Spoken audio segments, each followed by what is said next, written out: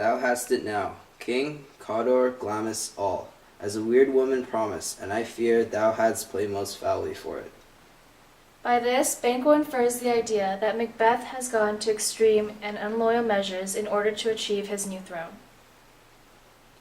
Yet it was said, it should not stand in thy posterity, but that myself should be the root and father of many kings. If there come truth from them, as upon thee, Macbeth, their speeches shine, why thy verities on thee made good, may they not be oracles as well, and set me up in hope, but hush no more. Here comes our chief guest. If he had been forgotten, it had been as a gap in our great feast, and all thing unbecoming. Tonight we hold a solemn supper, sir, and I'll request your presence. Let your highness command upon me, to which my duties are with most indissoluble tie, forever knit. Ride you this afternoon? Aye, my lord.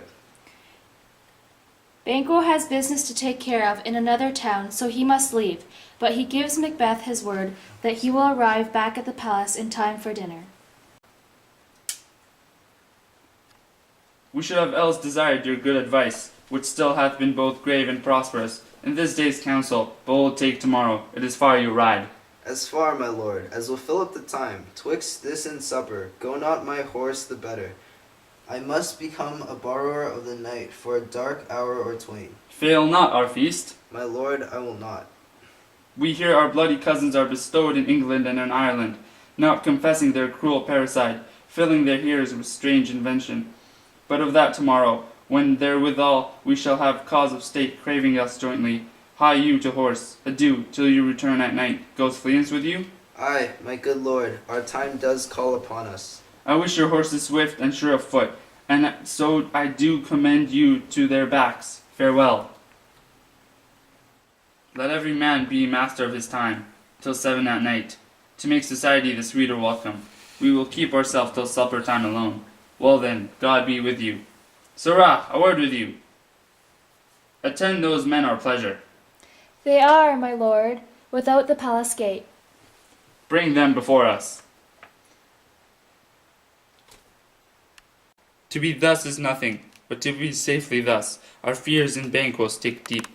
In his royalty of nature reigns that which would be feared. 'Tis much he dares, and that to that dauntless temper of his mind. He hath a wisdom that doth guide his valour to act in safety. There is none but he whose being I do fear, and under him my genius is rebuked. As it is said, Mark Antony's was by Caesar. He chid the sisters when first they put the name of king upon me, and bade them speak to him. Then, prophet-like, they hailed him father to a line of kings. Upon my head they placed a fruitless crown, and put a barren sceptre in my gripe. Thence to be wrenched with an unlineal hand, no son of mine succeeding. If it be so, for Banquo's issue I have filled my mind. For them, the gracious Duncan I have murdered, but put rancours in the vessel of my peace only for them, and mine eternal jewel, given to the common enemy of man, to make them kings, the seed of Banquo kings. Rather than so, come, fate, into the list, and champion me to the utterance. Who's there? Macbeth fears Banquo because the weird sisters prophesied that he would become king, and Banquo's sons would be heirs to the throne. They were already right about Macbeth becoming king, therefore he is scared Banquo's sons will steal his throne. Because Macbeth is not content with being king because his crown is not secure. He believes the weird sisters' prophecy, and therefore his crown would be stolen by Banquo's sons.